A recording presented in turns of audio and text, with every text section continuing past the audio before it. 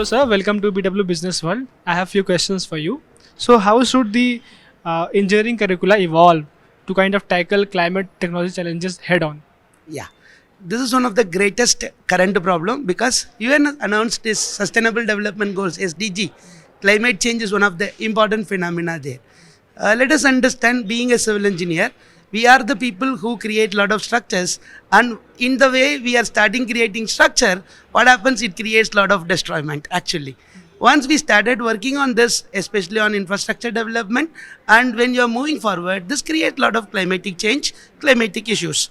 And civil engineering by whole, it's defines for supporting to the citizens. So automatically we need to work on. Let us point out like this. See, Gurgaon and Delhi structures both having APA, air pollution index is more than 600.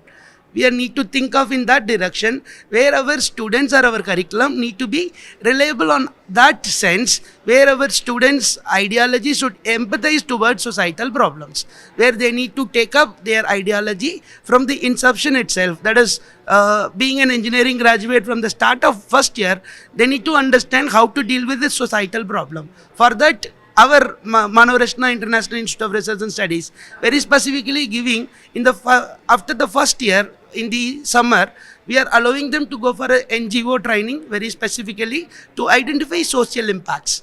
That giving them an ideology, empathy to particular problem. From that problem, they will coming for the second year, where they will think about design thinking and innovation, where they will identify the problem with interdisciplinary in nature. They will work on the problem and they will identify the solution. So this will be given seed money to the students. From there, they will be connected to product, to innovation. That innovation helps into a real-time product. This way, the climate change can be addressed in different scenarios, including air pollution, wastewater treatment. Then even our OP Balla Foundation very specifically working on collecting all the plastic wastes, and we are manufacturing a different kind of chairs which going to be utilized for different purposes. It was fully made up of plastic, and those plastics are collected by our own students by the NGO of OP Balla Foundation. So in that way, we can create societal awareness which helps them towards connecting climate conditions.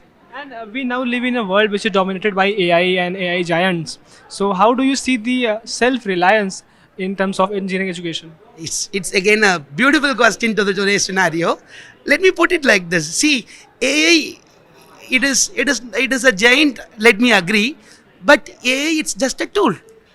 It need to be applied in a different core engineering areas.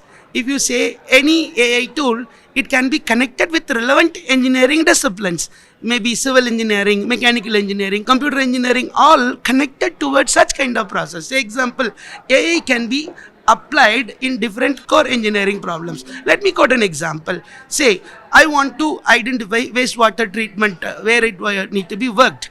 I am collecting all the wastewater at one place. After certain scenarios, say example, going on 5 days after, only you can understand what is the treatment need to be done for the waste, because you need to understand the properties. After that 5 days, what happens? It will be stored at one place. This is a critical civil engineering problem and chemistry problem where this can be addressed by AI, where I can fix up a sensor, where I can understand when the water touches the immediate sensor, the sensor will identify the physical properties. From there, it can give the wonder of correlation of other properties, and immediately I can suggest a treatment plant. So this kind of a problem you can identify and you can connect with artificial intelligence. I'll give you one more example. See, you are understanding, we are talking about global warming, where the global warming majorly lead with carbon production. It is because of cement industry. India is the second largest industry of cement production. So we are not stopping manufacturing of cement, but you can convert cement into another material. You replace cement with some other contemporary material where we can look after geopolymer concrete, sustainable concrete, utilizing industrial byproducts like fly ash, GGBS, and then silica fume into concrete. But what I need to do, I need to make lot of testing for this. I need to do testing with massive structures. At least I want to go for a beam testing, column testing. This requires a lot of money. This requires a lot of destructions. Again, I need to involve a lot of virgin material.